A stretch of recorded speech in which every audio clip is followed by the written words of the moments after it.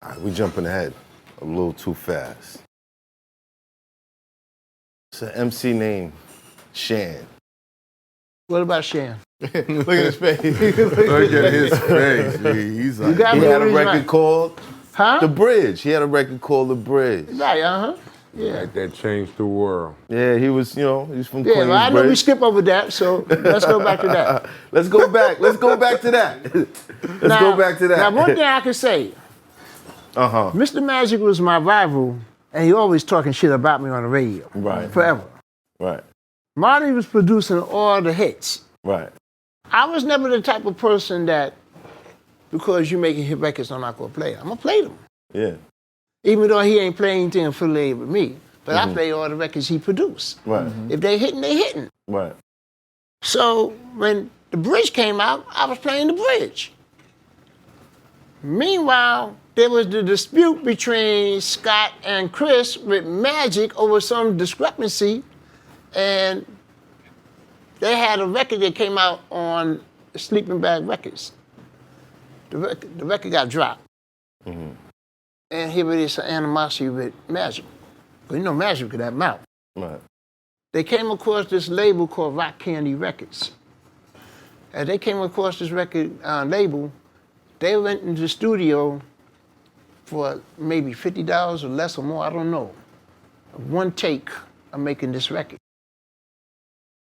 I'm in Latin Quarters the night that they brought it in there, because that's when it used to be Celebrity Tuesdays with the Awesome 2. Right. And a DJ named Raul in Latin Quarters. You know, there used to be this hard plate they call acetate. You know, it's real hard. You know, not like a regular vinyl. And you only get to play a couple times because it fades out. Wow. So they handed it to Raul, and Raul put the needle on, and spontaneous, everybody loved it. It was South Bronx. Everybody going crazy, you know? And he even took it, before I got to that, he said, yo, I'm gonna play from the beginning again. He played it, everybody going crazy. So after he finished playing it, here it is that he gave it back to Scott. Scott gave it to me, he said, this is for you to play on the radio. So now here it is, when I come on for the first time playing it, first I playing To the Bridge, to the Bridge. Yeah. But I slammed in when it came to the chorus of To the Bridge, South Bronx, South Bronx. So yeah, I instigate that. Yeah, shit. you started the whole thing. You started the whole thing. And my reason for that, because I know how they was coming at me. Right. Now and also Scott is putting me on with the crew. Right. I said, okay, I got a team to go after them. Bang. Just like here it is. When he came out with the Roxanne, I was playing all Shantae's records. Right. But every time I played Shantae record, I came back with Sparky D. So it's almost the same thing. Right.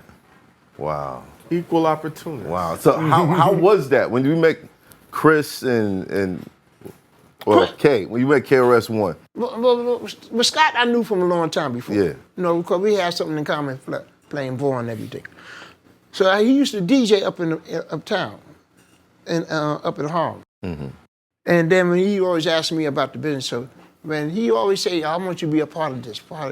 And that's when I got to meet Chris for the first time. And that's how that came about. When you heard Chris, what did you think? Huh? Same question. Yeah. What was your impression of him when you heard Chris? Average, you know. I said, Wow, really? Because I ain't hear him yet. Okay. This is before I even got to record.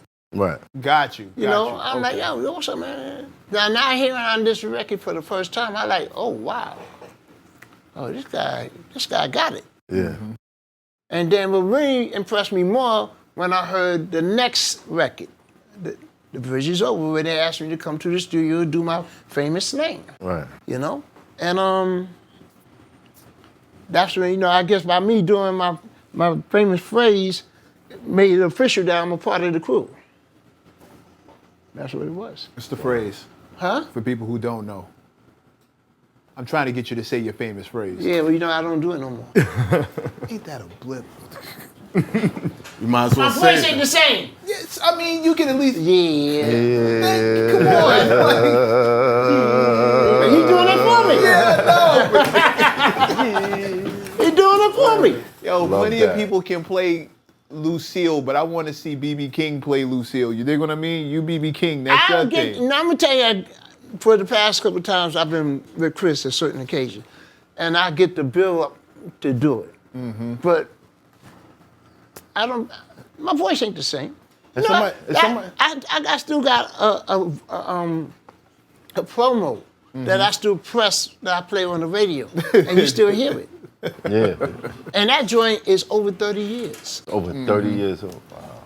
It's not the same as getting to see you do it in person. Yeah. Where did it come from? Me and Power Wow of the Soul Sonic Force, we used to always joke about there was a cartoon. And it's a cartoon of this chicken that was considered like a chicken hawk. And he was named Louis Foghorn. Yeah. And every time he always saying something, he at the end of the phrase say, yes. Yes. He was always known for doing that. Yeah. So every time we and Power Wow amongst each other and we seeing something that's going on that's funny to us, we always look at each other and say, yes. So when I started doing promos for my show, the radio show, I took that yes and I nothing it. That's what I did. So it's really a yes. Yes.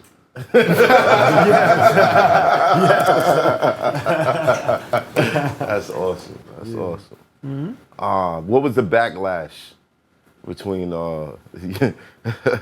the Bridges Over and, you know, what was It was never no the drama? physicality. It was None. never no physicality.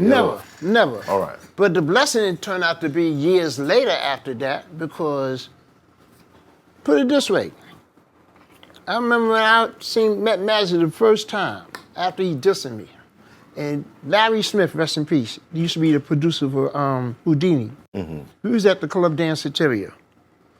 And the first time I ever got to meet Magic face to face, I seen Magic before from the heydays, but I really not face to face. And Larry Smith instigated the shit.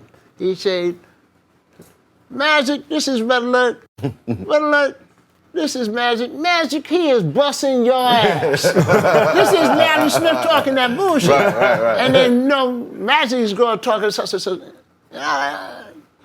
And then right after, every time we saw each other, we just give each other a nod. Yeah. Point of respect. Even though I know he was talking grimy about me. Right. But, and there's sometimes during my show, I had some promo songs going after Magic.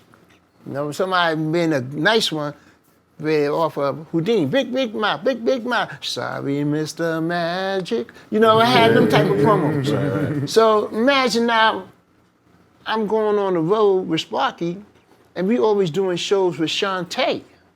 And if we going on the road with Shantae, who I always saw, first Marty did it a couple times, but here comes Shan being her DJ. Right. So now we on the road. We doing gigs.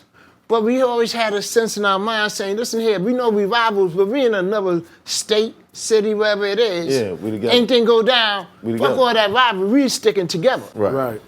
That's what it was. So I had the same mentality once we was rivals with them, the Juice Crew, according to what we was doing. Right. We never took it any further than that. Which lesson later on, down the years in the 90s, Magic, Shan, Krs-One and I, we did a Sprite commercial. I remember that. Obey Your Thirst. Right. I remember that commercial. Awesome.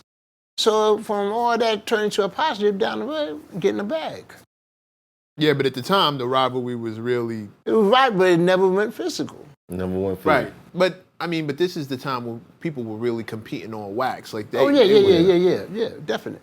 And having two radio DJs to fuel it all. Well, you know what's so crazy? Because when they used to always say the battle of Kiss against BLS, they was trying to say station against station, but it actually was the rap shows against the rap shows. Because during the course of the day, they are as regular. But when it came to the weekends, who you listening to?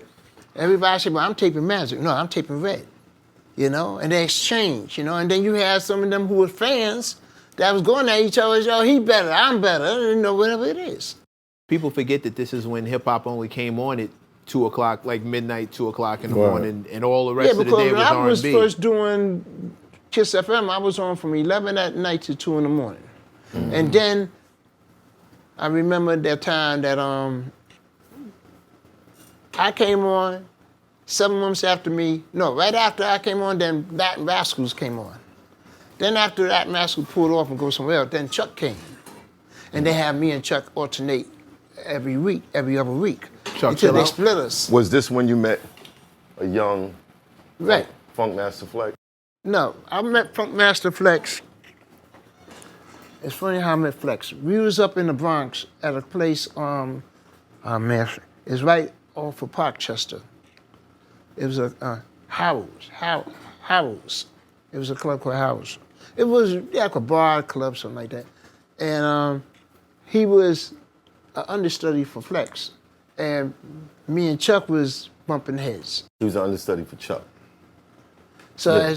as we were bumping heads, so when he saw me for the first time, he would come and talk to me. I know he's talking to me to bat for Chuck. Well, why were you and Chuck bumping head? Well, no, put it this way. I wasn't agreeing with certain things that Chuck wanted to do, and he saw I wasn't for it, Right. you know. Mm-hmm. So What were those certain things?